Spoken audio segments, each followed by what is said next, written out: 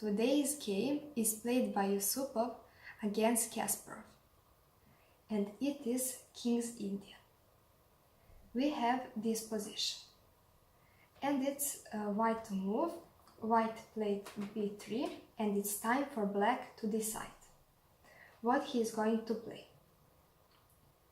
Kasparov knew that h5 was a logical move and move in chess theory. But he had some feeling that f5, one thematic move in King's Indian, is the one that he should play. He didn't have this prepared, or that's what he says. He had only a feeling that that move is the one to consider. In the end, he played it. And it was White's turn to decide what to do.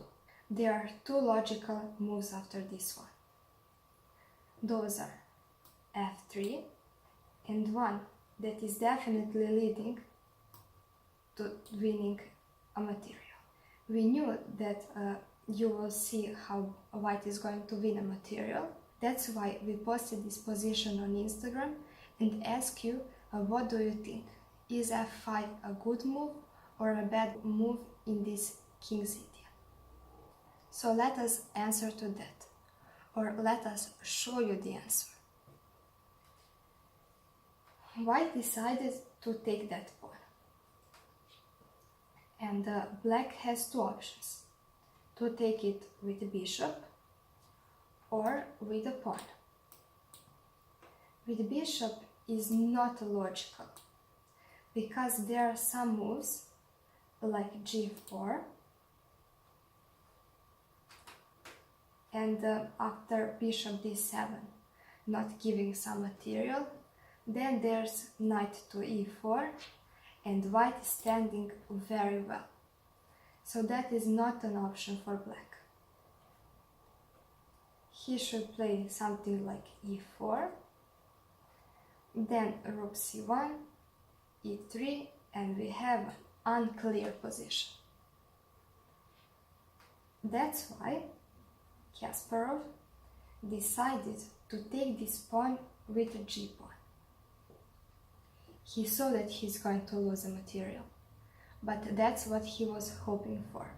It's not so usual for people on that level to give some materials for free.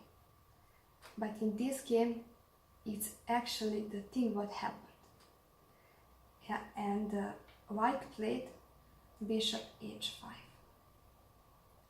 If black plays something like queen b8, and then after bishop e7, rook c8, after g4, white is clearly standing better, and we don't need to consider that. That's why he played queen c8, and after bishop e7, rook e7. It's questionable how much compensation does white have, but we think that it is better for white. And in the game, white is the one who won the game, but black was clearly better after a few mistakes that white made. Bishop e8, queen takes, bishop h4, e4, queen c2. Those are all logical moves. Queen h5, bishop g3, rook f8, and here is where white made a mistake. He played bishop f4, after what black took an initiative and showed how weak white king can be. Instead, better move was f4 to stop those pawns. This plan was shown by Botvinnik. Knight c5, rook fd1, knight d3,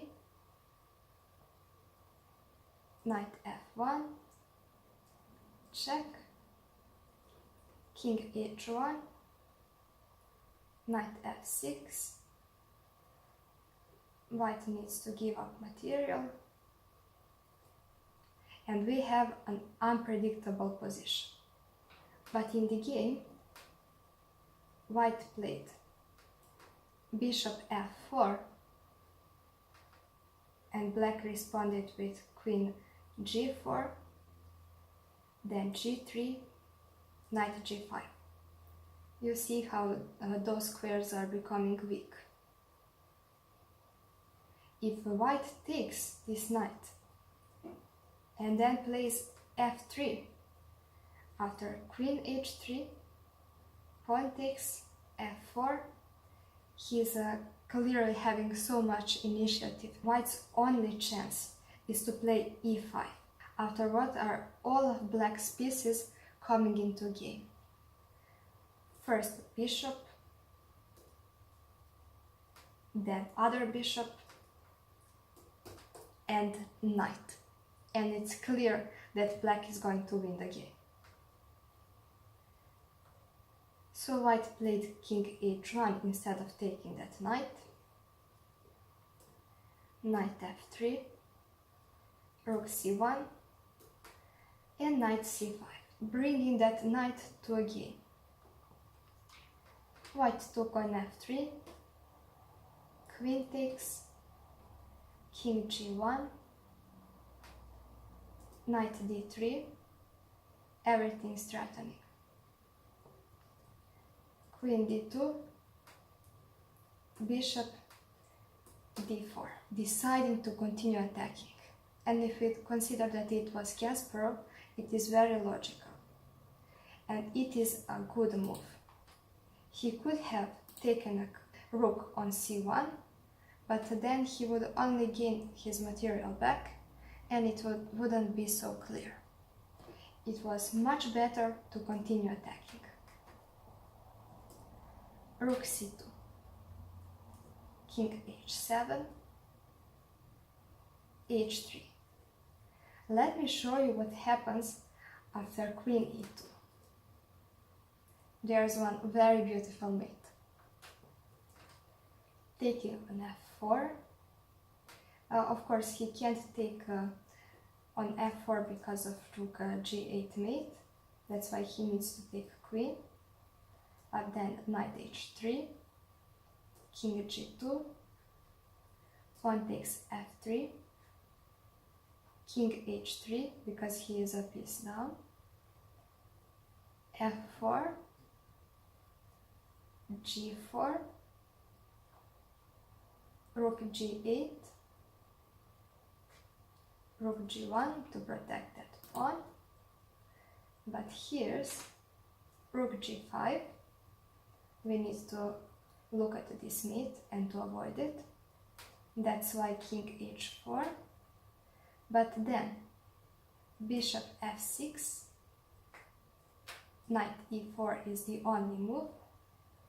And let's look at some sacrifices. So rook h5. And after king h5, bishop e8. Very beautiful mate. So that's why he played h3 instead of queen e2. Rook g8, king h2, queen h5. This was a very good move. And the final mistake made by white, knight d1. More chances was giving knight e2 move. Kasparov was in a big Zeitnot, and that's why he didn't see winning knight f4 move. Because after queen f4, bishop e5, and after queen e3, f4. And if he takes with a pawn, then queen g6, threatening here. That's why knight e3, taking, and queen g3. He is clearly winning. But Kasparov didn't see it and he played knight e5. f3. What to play in this moment? And it was winning to play queen f3. It's a fantastic move. Because after bishop e5, queen f1, and of course queen d4, then taking bishop. So bishop d4, f4, g4, sacrificing other piece, and rook g4. Yes, white is 2 pieces up, but it's not helping to protect himself from mate. So it's actually losing. But Kasparov played knight d3. Knight e3. Again a final mistake. So black could win and white could win in every move. Better move was taking on e4. You can see how complicated it actually is, and that your games are not so bad as you think.